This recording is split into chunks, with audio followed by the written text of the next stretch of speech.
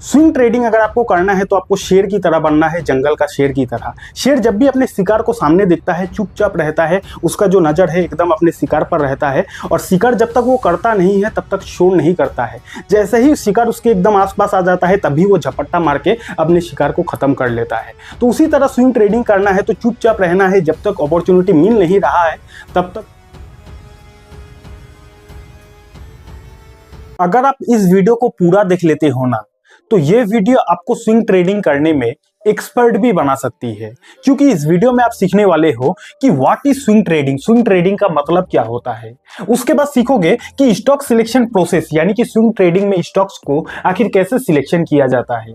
उसके बाद सीखोगे कि स्विंग ट्रेडिंग आखिर कैसे किया जाता है, अलग अलग मल्टीपल स्ट्रैटेजी के बारे में सीखेंगे, एक नहीं दो नहीं बल्कि मल्टीपल स्ट्रैटेजी के बारे में सीखेंगे कि स्विंग ट्रेडिंग आखिर कैसे किया जाता है। उसके बाद सीखोगे सम इंपॉर्टेंट पॉइंट्स यानी कि स्विंग ट्रेडिंग से जुड़ा हुआ कुछ ऐसी बातें है जो बातें आपको जरूर जानना चाहिए। तो ये वीडियो स्विंग ट्रेडिंग का एक कंप्लीट मास्टर क्लास है। अगर आप इस वीडियो को पूरा देख लेते हो तो हो सकता है ये वीडियो आपको स्विंग ट्रेडिंग में एक्सपर्ट भी बना दे।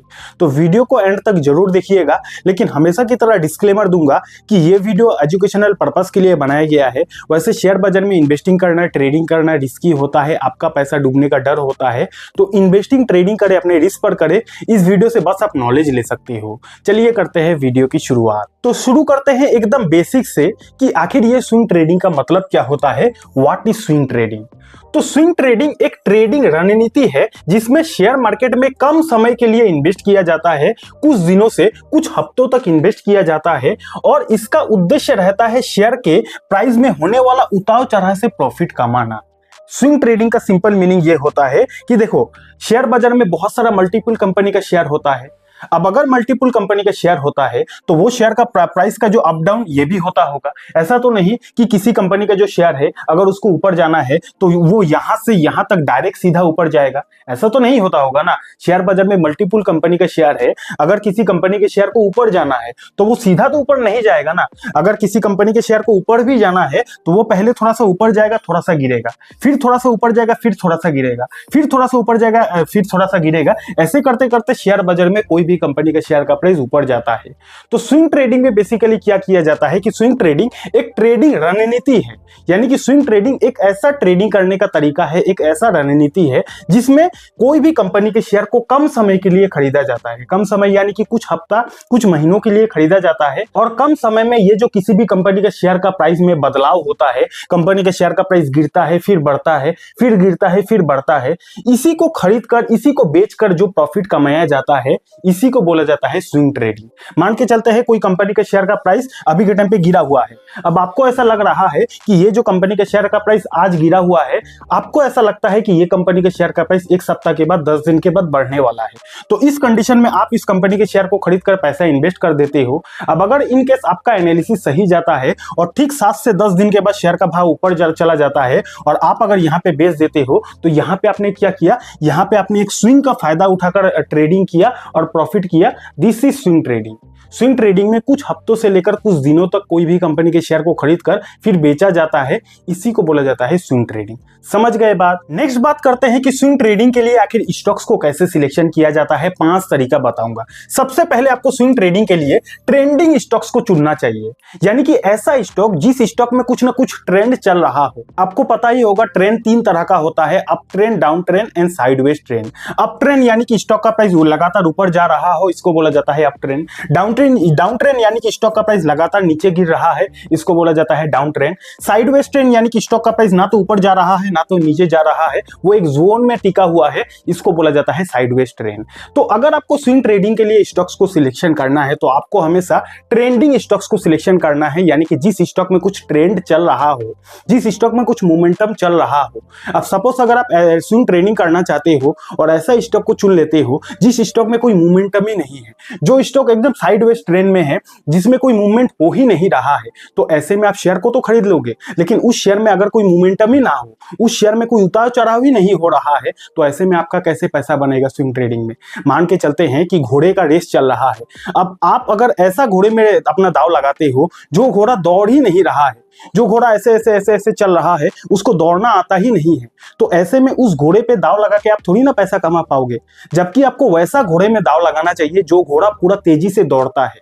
तो उसी तरह स्विंग ट्रेडिंग भी घोड़े का रेस के जैसा होता है। शेयर बाजार में बहुत सारा कंपनी का स्टॉक होता है और उसमें से आपको सिलेक्शन वैसा कंपनी के शेयर को करना चाहिए जिस स्टॉक में कुछ ट्रेंड चल रहा हो। तो उसी ट्रेंड में अगर आप भी पार्टिसिपेट कर लेते हो तो स्टॉक भी ट्रेंडिंग रहेगा, आपका जो जेब है वो भी ट्रेंडिंग रह सकता है। समझ गए ना? तो सबसे पहला पॉइंट है आपको स्विंग ट्रेडिंग में ट्रेंडिंग स्टॉक को चुनना चाहिए। नेक्स्ट पॉइंट है हाई वॉल्यूम स्टॉक, यानी कि ऐसा स्टॉक जिसमें लोग खरीदने वाला भी ज्यादा हो और बेचने वाला भी ज्यादा हो, यानी कि जिस स्टॉक में वॉल्यूम काफी ज्यादा हो। अब अगर आप स्विंग ट्रेडिंग में ऐसा स्टॉक को खरीदते हो जिसमें उतना वॉल्यूम ही नहीं है, यानी कि जिसमें उतना बायर और सेलर ही एक्टिव नहीं है, तो जिस स्टॉक में ज्यादा वॉल्यूम नहीं है, जिस स्टॉक का डिमांड कम है, जिस स्टॉक में बायर और सेलर्स की संख्या कम है, तो ऐसे में वो स्टॉक में मोमेंटम आना बहुत मुश्किल होता है। इसीलिए हाई वॉल्यूम स्टॉक्स को आपको चुनना चाहिए। Point number 2। पॉइंट नंबर 3 क्या है कि ब्रेकआउट स्टॉक, यानी कि ब्रेकआउट आपको पता ही होगा कि एक सपोर्ट लेवल होता है और एक रेजिस्टेंस लेवल होता है। अब अगर कोई जो स्टॉक है वो अपना रेजिस्टेंस लेवल को तोड़ के ऊपर चला जाता है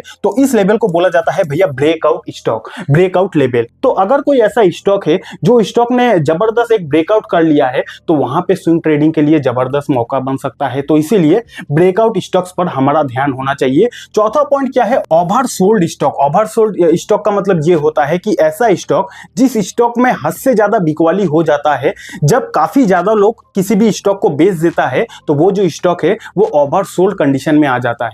अब ओवरसोल्ड वाले कंडीशन में जो भी स्टॉक आता है और अगर वो स्टॉक अच्छा रहे, फंडामेंटल अच्छा रहे, तो वो स्टॉक आने वाले समय में हमें अच्छा मोमेंटम दिखा सकता है। इसीलिए ओवरसोल्ड स्टॉक को हमें स्टडी करना चाहिए। अब ओवरसोल्ड स्टॉक कैसे खोजा जाता है उसके लिए हमने अपने चैनल पर काफी सारा वीडियो बनाया है। आप RSI लगाकर चेक कर सकते हो, आप MACD इंडिकेटर लगाकर चेक कर सकते हो। मल्टीपल स्ट्रैटेजी है जिन स्ट्रैटेजी से आप ओवरसोल्ड स्टॉक को खोज सकते हो। ठीक है, तो ये एक तरीका है। पांचवा सबसे इंपॉर्टेंट पॉइंट है गुड फंडामेंटल वाला स्टॉक्स को ही आपको स्विंग ट्रेडिंग के लिए चुनना चाहिए, यानी कि ऐसा स्टॉक को चुनना चाहिए स्विंग ट्रेडिंग के लिए जिस स्टॉक का फंडामेंटल भी मजबूत हो, जिस स्टॉक का बिजनेस भी मजबूत हो, वैसा ही स्टॉक में स्विंग ट्रेडिंग करना चाहिए। ऐरा गैरा कंपनी के शेयर को खरीद कर स्विंग ट्रेडिंग करोगे, पूरी तरीके से पैसा डूब जाएगा, फिर आके बोलोगे स्विंग ट्रेडिंग तो बेकार ट्रेडिंग है।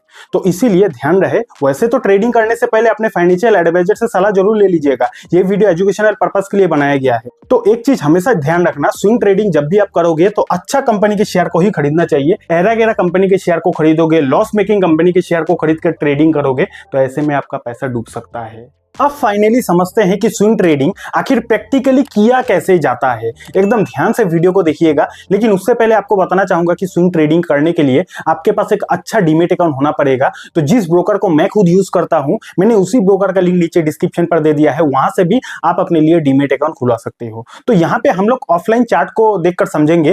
ध्यान रहे, सेबी का नया गाइडलाइन के हिसाब से हम लोग लाइव चार्ट में डिस्कशन नहीं कर सकते हैं। तो ये कोई लाइव चार्ट नहीं है, ये काफी साल पुराना चार्ट है, ऑफलाइन चार्ट है। इसी पर हम लोग एग्जांपल के साथ समझेंगे कि स्विंग ट्रेडिंग लाइव मार्केट में आखिर किया कैसे जाता है। लेकिन ट्रेडिंग करना रिस्की होता है। ट्रेडिंग करने से पहले अपने तरफ से बुद्धि का इस्तेमाल जरूर करना, नहीं तो आपका पैसा डूब सकता है। यहां पर हम लोग सीखने के पर्पस से देखेंगे, तो ध्यान से समझना। सबसे पहले हम लोग प्राइस एक्शन बेसिस स्ट्रैटेजी को सीखेंगे। देखो, स्विंग ट्रेडिंग बहुत सारे तरीके से किया जाता है, हर किसी का अपना अपना पर्सनल स्ट्रैटेजी होता है, जिसमें से सबसे पॉपुलर एक स्ट्रैटेजी होता है जिसको बोला जाता है प्राइस एक्शन बेसिस स्ट्रैटेजी। अब प्राइस एक्शन क्या होता है ये सिखाने जाऊंगा तो वीडियो तो 2-4 घंटे का बन जाएगा। उसके लिए मैं अलग से वीडियो बना दूंगा प्राइस एक्शन से रिलेटेड। फिलहाल के लिए बेसिक समझा देता हूं कि प्राइस एक्शन का मतलब क्या होता है। मान के चलते हैं कि ये जो चार्ट है ये कोई भी XYZ कंपनी का शेयर का चार्ट है, ठीक है। अब यहाँ पे आप ध्यान से देख सकते हो कि प्राइस यहाँ पे आया, यहाँ पे आने के बाद प्राइस आराम से प्राइस यहाँ से गिरने लगा। उसके बाद प्राइस फिर यहाँ से कमबैक करने लगा, कमबैक करते करते फिर प्राइस यहाँ से गिरने लगा, और गिरने के बाद आप ध्यान से नोटिस करना कि प्राइस लगभग इसी लेवल के आसपास फिर से यहाँ से कमबैक करने लगा। यानी कि प्राइस पहले गिरता है फिर कमबैक करता है, चलो कोई बात नहीं है। फिर जब प्राइस दोबारा गिरता है तो दोबारा जब प्राइस गिरता है तो कमबैक कहां से करता है? उसी लेवल से करता है जिस लेवल से प्राइस ने पहले भी कमबैक किया था। यानी कि पहले भी प्राइस यहाँ पे आया था, यहाँ से कमबैक किया, अब दोबारा जब प्राइस गिरता है तो उसी लेवल के आसपास से फिर से कमबैक करता है। क्यों? यहाँ तो प्राइस और भी नीचे गिर सकता था, क्यों नहीं गिरा? क्योंकि इसी को बोला जाता है प्राइस एक्शन। यानी कि शेयर बाजार में जो चार्ट होता है, जो टेक्निकल होता है, वो हमेशा हिस्ट्री को फॉलो करता है। हिस्ट्री में जो हो चुका है उसी को प्राइस हमेशा फॉलो करता है। तो वही चीज आप यहाँ पे देख सकते हो कि प्राइस पहले गिरता है, यहां से कमबैक करता है, फिर गिरता है और उसी लेवल के आसपास से फिर से कमबैक करता है, तीसरी बार गिरता है और उसी लेवल के आसपास से फिर से कमबैक करता है, चौथी बार फिर से प्राइस गिरा हुआ है। अब इस कंडीशन में जिसको सपोर्ट एंड रेजिस्टेंस के बारे में पता है, जिसको प्राइस एक्शन के बारे में पता है, वो बंदा क्या करेगा? वो बंदा सिंपली यहाँ पे देखेगा, मैं यहाँ पे थोड़ा सा इसको हटा देता हूं, आप ध्यान से समझना। जिसको सपोर्ट एंड रेजिस्टेंस या फिर प्राइस एक्शन के बारे में पता है वो क्या करेगा? वो सोचेगा कि भाई प्राइस आया है, ऊपर गया है, फिर आया है, ऊपर गया है, फिर आया है, फिर ऊपर गया है, यानी कि वो बंदा यहाँ पे एक हॉरिजॉन्टल लाइन को ड्रॉ कर देगा और ये जो लाइन रहेगा ये सपोर्ट का लाइन हो जाएगा। सपोर्ट का लाइन इसीलिए होगा क्योंकि प्राइस बार बार इसी लेवल को टच करके ऊपर गया है, आया कमबैक किया, फिर प्राइस आया कमबैक किया, फिर प्राइस आया कमबैक किया, फिर प्राइस यहाँ पे आया है। तो ये जो लाइन होगा ये सपोर्ट का लेवल बन जाएगा और यहाँ पे एक लाइन ड्रॉ किया जाएगा। इस लेवल को क्या बोला जाएगा? इस लेवल को बोला जाएगा भैया रेजिस्टेंस का लेवल। रेजिस्टेंस का लेवल क्यों? क्योंकि इस लेवल पे आने के बाद प्राइस बार बार टच करके गिर रहा है, तो ये जो लाइन बन जाएगा ये रेजिस्टेंस का लाइन बन जाएगा। अब सिंपल इसी चीज को समझकर हम लोग स्विंग ट्रेडिंग करके फायदा उठा सकते हैं। कैसे कर सकते हैं? यहाँ पे आप देख सकते हो कि देखो ये सपोर्ट लेवल हमने ड्रॉ कर दिया, ये रेजिस्टेंस लेवल हमने ड्रॉ कर दिया। अब आगे क्या होगा ये हमें पता नहीं है। आगे प्राइस ऊपर भी जा सकता है, आगे प्राइस नीचे भी गिर सकता है, भैया भविष्य किसी को पता नहीं रहता है। लेकिन जिसको सपोर्ट एंड रेजिस्टेंस का नॉलेज है, जिसको प्राइस एक्शन का नॉलेज है, तो वो क्या करेगा? अगर वो स्विंग ट्रेडिंग करता है तो वो यहाँ पे अपना पोजीशन ले लेगा, यहाँ पे शेयर को बाई करके रख देगा। क्यों बाई करके रख देगा? क्योंकि ये सपोर्ट लेवल पे फिर से आ गया है, जबकि पहले भी सपोर्ट लेवल पे आया था, स्टॉक ने कमबैक किया। इससे पहले भी सपोर्ट लेवल के आसपास आया था, प्राइस ने कमबैक किया था। उससे पहले भी सपोर्ट लेवल के आसपास आया था, प्राइस ने कमबैक किया था। इस बार भी आया है, तो यहाँ पे स्विंग ट्रेडिंग के दौरान बाई किया जाता है। अब भविष्य में क्या होगा किसी को नहीं पता, लेकिन अगर स्ट्रेटेजी सही जाता है, अगर प्राइस एक्शन सही जाता है, तो भैया क्या होगा स्विंग ट्रेडिंग के दौरान? वो आप यहाँ पे देख सकते हो सपोर्ट लेवल पे भैया बाई किया जाता है और अगर उस दिन हमारा दिन चल जाता है तो यहाँ पे आप देख सकते हो खेला आपके सामने है।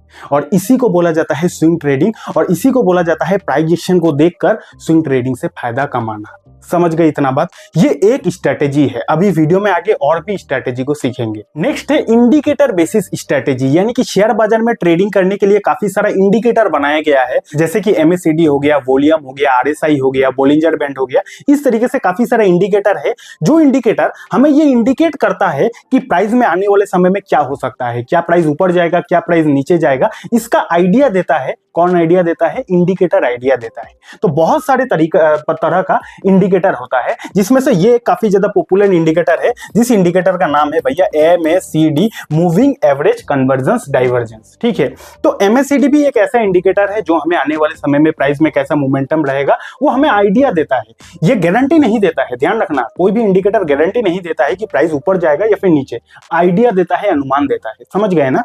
तो कोई है जो इंडिकेटर को देखकर स्विंग ट्रेडिंग करता है। अब MACD जो इंडिकेटर है ये हमें कैसे सिग्नल देता है? MACD इंडिकेटर वैसे तो मैंने इसके ऊपर पूरा डेडिकेटेड वीडियो बनाया है, उस डेडिकेटेड वीडियो को देखना है तो आप इस वीडियो को देख सकते हो। इस वीडियो का लिंक ऊपर आई बटन पर या फिर लिंक आपको डिस्क्रिप्शन पर मिल जाएगा, या फिर आप हमारे चैनल का प्लेलिस्ट को विजिट कर लेना, MACD का पूरा डिटेल वीडियो देख लेना, आपको पता चल जाएगा कि MACD का काम क्या होता है। शॉर्ट में समझा देता हूं कि MACD में दो तरह का लाइन होता है, एक ये ब्लू कलर का लाइन होता है, एक ऑरेंज कलर का लाइन होता है। तो ऐसा माना जाता है कि जब भी MACD का ये जो ब्लू कलर का लाइन है, ये ब्लू कलर का लाइन ऑरेंज कलर का लाइन को नीचे से ऊपर की तरफ काटता है ना, यानी कि ब्लू कलर का लाइन ऑरेंज कलर का लाइन को नीचे से ऊपर की तरफ काटता है, तो ऐसा माना जाता है कि प्राइस जो है उसमें एक अपसाइड मोमेंटम आ सकता है, गारंटी नहीं है। जैसे कि यहाँ पे आप देख सकते हो कि यहाँ पे MACD का ब्लू कलर का लाइन ने ऑरेंज कलर के लाइन को नीचे से ऊपर की तरफ काट दिया है, उसके बाद प्राइस में देखो एक अपसाइड मोमेंटम आया है, तो ऐसा माना जाता है। ठीक है, तो MACD इंडिकेटर इस तरीके से काम करता है। तो उसी तरह यहाँ पे आप देख सकते हो कि शेयर बाजार में कोई भी XYZ कंपनी का शेयर जो है वो प्राइस ऐसे चल रहा है। अब जबकि प्राइस ऐसे चल रहा है, हमने क्या किया, हमने MACD इंडिकेटर को लगा दिया। अब MACD इंडिकेटर से हम पूछ रहे हैं कि भाई बताओ कि स्टॉक का प्राइस कब ऊपर जाएगा, तो ये कब बताएगा? स्टॉक का प्राइस ऊपर अगर जाने वाला है तो ये कैसे हमें बताएगा? ये इसका जो ब्लू कलर का लाइन है ये ऑरेंज कलर के लाइन को नीचे से ऊपर की तरफ जब काटेगा तब हमें ये सिग्नल देगा कि स्टॉक का प्राइस आने वाले समय में हो सकता है ऊपर जाए। तो उसी तरह यहाँ पे आप देख सकते हो कि चार्ट ऐसे चल रहा है और यहाँ पे हमें MACD ने सिग्नल दे दिया, ब्लू कलर का लाइन ने ऑरेंज कलर के लाइन को नीचे से ऊपर की तरफ काट दिया है, यानी कि MACD ने तो हमें सिग्नल दे दिया कि हो सकता है प्राइस में आने वाले समय में कुछ हो सकता है। तो ऐसे में स्विंग ट्रेडर क्या करेगा, जिसको एमएससीडी पर विश्वास है, वो जैसे ही सिग्नल आ जाता है भैया इस पोजीशन पर बाई कर लेता है, इस उम्मीद में कि भैया प्राइस हो सकता है आने वाले समय में ऊपर जाए, क्योंकि एमएससीडी ने नीचे सिग्नल दे दिया है। अब जैसे ही यहाँ पर बाई कर लिया जाता है, उसके बाद अगर एमएससीडी का जो सिग्नल है वो सही साबित हो जाता है, तो रिजल्ट आपके सामने है भैया। प्राइस यहाँ पे आया था, गिरा, एमएससीडी ने सिग्नल दिया, बाई किया, स्टॉक का प्राइस ऊपर गया, स्विंग ट्रेडिंग में हो गया फायदा। इसी तरीके से स्विंग ट्रेडिंग किया जाता है। समझ गए ना बात? तो इंडिकेटर बेसिस स्ट्रेटेजी क्या होता है ये भी क्लियर हो गया। नेक्स्ट स्ट्रेटेजी है कैंडलस्टिक पैटर्न बेसिस स्ट्रेटेजी, यानी कि ये जो आप शेयर बाजार में चार्ट में लाल हरा कैंडल देखते हो, ये सारा कैंडल सिंपल कैंडल नहीं होता है। हर एक कैंडल का अपना अपना काम होता है, हर एक कैंडल का अपना अपना एक मीनिंग होता है। यानी कि जैसे कि ये जो इतना बड़ा आप लाल कैंडल देख रहे हो, अब ये लाल कैंडल देख तो रहे हो, लेकिन इसका भी एक अलग मीनिंग है। इसका जो स्ट्रक्चर है, इस स्ट्रक्चर के पीछे कुछ ना कुछ लॉजिक है, कुछ मीनिंग है, कुछ ये बता रहा है। उसी तरह ये जो ग्रीन कलर का कैंडल देख रहे हो, इसका जो डिजाइन देख रहे हो कि इस तरीके से बना है, इसके पीछे भी कुछ ना कुछ लॉजिक है और ये भी कुछ सिग्नल देता है। तो इसी तरीके से कैंडलस्टिक पैटर्न एक बहुत बड़ा चैप्टर है। इससे रिलेटेड मैंने डिटेल वीडियो यूट्यूब पर बनाया है, 40 मिनट का वीडियो है। उस वीडियो को आपको जरूर देखना चाहिए। उस वीडियो का लिंक भी आपको ऊपर आई बटन पर या फिर लिंक आपको डिस्क्रिप्शन पर मिल जाएगा। उस वीडियो को पूरा देख लेना। कैंडलस्टिक पैटर्न को तो आपको जरूर सीखना चाहिए। फिलहाल के लिए इतना समझो कि हर एक कैंडल के पीछे कुछ ना कुछ मीनिंग होता है और हर एक कैंडल हमें कुछ ना कुछ बताना चाहता है। जैसे कि जिसमें से सबसे पॉपुलर एक कैंडल है, जिस कैंडल का नाम है, भैया पहले आप कमेंट कर दो, 2 सेकंड देता हूं, आप पहले कमेंट कर दो कि ये जो कैंडल बना है इस कैंडल का क्या नाम है। कमेंट करो, 1 2 3 कमेंट कर दिए होंगे, थैंक यू सो मच। तो इस कैंडल का नाम है भैया हैमर कैंडल। अब हैमर कैंडल क्या होता है, हैमर कैंडल बनने के पीछे क्या साइकोलॉजी होता है, इसके पीछे का सिंपल साइकोलॉजी ये होता है कि जब भी चार्ट में हैमर कैंडल बनता है ना, तो ऐसा माना जाता है, ऐसा देखा गया है कि उसके बाद चार्ट में एक अपसाइड रैली आने का चांसेस होता है। यानी कि हैमर कैंडल अगर बनता है तो उसके बाद प्राइस में बढ़ने का चांसेस होता है। तो जो लोग स्विंग ट्रेडिंग कैंडलस्टिक पैटर्न को देखकर करता है, तो वो बंदा क्या करेगा कि प्राइस गिर रहा है गिरने दो, फिर प्राइस गिर रहा है गिरने दो। उसका नजर रहेगा भैया हैमर कैंडल कब बनेगा, बॉटम पर। और जैसे ही हैमर कैंडल बन जाएगा, वो बंदा क्या करेगा, स्विंग ट्रेडिंग के दौरान यहाँ पे बाई कर लेगा, उसके बाद खरीद के बैठ जाएगा। उसके बाद वो वेट करेगा कि क्या हैमर कैंडल इस बार सही साबित होता है कि नहीं, बाई करके बैठ जाएगा। उसके बाद अगर हैमर कैंडल सही साबित हो जाता है तो भैया बंदे ने बाई किया यहाँ पर और प्राइस यहाँ पर देखो कहां से कहां चला गया। तो स्विंग ट्रेडिंग में यहाँ खरीद कर यहाँ बेच कर ही प्रॉफिट कमाया जाता है और इसको बोला जाता है कैंडलस्टिक पैटर्न स्ट्रेटेजी। समझ गए इतना बात? तो 3 स्ट्रेटेजी हमने यहां तक समझ लिया है। वीडियो अब तक अच्छा लग रहा है तो वीडियो को लाइक कीजिए, एक दिल से कमेंट भी कर दीजिएगा। चौथा स्ट्रैटेजी है चार्ट पैटर्न बेसिस स्ट्रैटेजी, यानी कि ये जो कैंडल है, तो काफी सारा कैंडल एकजुट मिलकर एक चार्ट पैटर्न को क्रिएट कर देता है। यानी कि जैसे कि यहाँ पे आप देख सकते हो कि प्राइस यहाँ से यहाँ गिरता है, फिर ऊपर जाता है, फिर गिरता है, फिर ऊपर जाता है। तो ये जो काफी सारा कैंडल ने एक चार्ट को ही क्रिएट कर दिया, जिस चार्ट को बोला जाता है भैया डब्ल्यू पैटर्न। ठीक है, तो चार्ट पैटर्न भी होता है और चार्ट पैटर्न बनने के पीछे भी काफी सारा साइकोलॉजी होता है। तो काफी सारा कैंडल एकजुट होकर एक चार्ट को क्रिएट कर देता है, जिसको बोला जाता है चार्ट पैटर्न। और चार्ट पैटर्न बहुत सारे तरह का होता है। कप एंड हैंडल पैटर्न होता है, डब्ल्यू पैटर्न होता है, एम पैटर्न होता है, इस तरीके का काफी सारा चार्ट पैटर्न होता है। और कोई भी चार्ट पैटर्न जब बनता है, उसके पीछे कुछ ना कुछ रणनीति होती है, उसके पीछे कुछ ना कुछ साइकोलॉजी होती है। अब जैसे कि यहाँ पे आप देख सकते हो कि यहाँ पे चार्ट में एक डब्ल्यू के जैसा पैटर्न बना है, और जब भी डब्ल्यू के जैसा चार्ट में पैटर्न बनता है, उसके बाद चार्ट में एक अपसाइड मोमेंटम आने का चांसेस होता है। तो जिसको जो बंदा स्विंग ट्रेडिंग में चार्ट पैटर्न को फॉलो करता है, जिसको चार्ट पैटर्न का काफी ज्यादा नॉलेज है, अब वो क्या करेगा कि वो चार्ट को ठीक से ऑब्जर्व करेगा। ऑब्जर्व करने के बाद वो देखेगा कि भैया यहाँ पे चार्ट गिरा फिर ऊपर गया, गिरा फिर ऊपर गया, यहाँ तो एक डब्ल्यू के जैसा पैटर्न बन गया। अब डब्ल्यू के जैसा पैटर्न जैसे ही बन गया, वो बंदा क्या करेगा कि यहाँ पे जैसे ही डब्ल्यू पैटर्न का ब्रेकआउट हो जाएगा, वो बंदा यहाँ पे बाई करेगा और बाई करने के बाद वो चुपचाप से बैठ जाएगा, डब्ल्यू पैटर्न के भरोसे बैठ जाएगा। और अगर उसका डब्ल्यू पैटर्न सही में साबित हो जाता है तो प्राइस यहाँ से ऊपर जाएगा और उस बंदे का स्विंग ट्रेडिंग में फायदा हो जाएगा। समझ गए ना बात? तो इसको बोला जाता है चार्ट पैटर्न बेसिस स्ट्रेटेजी। अब फाइनली उस पॉइंट पर आते हैं कि आखिर स्विंग ट्रेडिंग का कुछ इंपॉर्टेंट पॉइंट्स है, वो जानना आपके लिए जरूरी है। सबसे पहले, स्विंग ट्रेडिंग के दौरान अवॉइड पेनी स्टॉक, यानी कि पेनी स्टॉक में आपको कभी भी स्विंग ट्रेडिंग नहीं करना चाहिए। यानी कि ऐसा स्टॉक जो स्टॉक का प्राइस काफी ज्यादा छोटा है, कम है, 1 रुपया 2 रुपया 4 रुपया वाला कंपनी का शेयर, ऐसा स्टॉक से आपको दूर हो जाना है, क्योंकि पेनी स्टॉक में स्विंग ट्रेडिंग करने जाओगे पूरा पैसा डुबा दोगे। ठीक है। और वैसे स्टॉक में मैनिपुलेशन भी काफी ज्यादा होता है, तो avoid penny stock. Never trade without strategy, यानी कि जब तक आपका स्ट्रेटेजी बन नहीं रहा है तब तक आपको स्विंग ट्रेडिंग नहीं करना चाहिए। यहाँ पे मैंने आपको मल्टीपल स्ट्रेटेजी दिखाया ना। अब अगर आपने नोटिस किया होगा तो आपने देखा होगा कि जब जब अपॉर्चुनिटी बना है तभी ट्रेड लिया गया है, जब जब अपॉर्चुनिटी नहीं बना है तब तब मैंने एग्जांपल को नहीं दिखाया है। यानी कि चार्ट पहले सपोर्ट लेवल पे आता है तभी बाई किया जाता है, एग्जांपल में समझाया था। चार्ट ऊपर ही है, सपोर्ट लेवल पे आया नहीं है, स्ट्रेटेजी बना नहीं है, तब बाई करोगे तो ऐसे में नुकसान हो जाएगा। MACD सिग्नल दिया नहीं है, देने वाला है, तो दिया नहीं है तभी बाई कर लोगे, नुकसान हो सकता है। इसीलिए नेवर ट्रेड विदाउट स्ट्रेटेजी, जब तक स्ट्रेटेजी बन नहीं रहा है आपको चुप रहना है। स्विंग ट्रेडिंग अगर आपको करना है तो आपको शेर की तरह बनना है, जंगल का शेर की तरह। शेर जब भी अपने शिकार को सामने देखता है चुपचाप रहता है, उसका जो नजर है एकदम अपने शिकार पर रहता है, और शिकार जब तक वो करता नहीं है तब तक शोर नहीं करता है।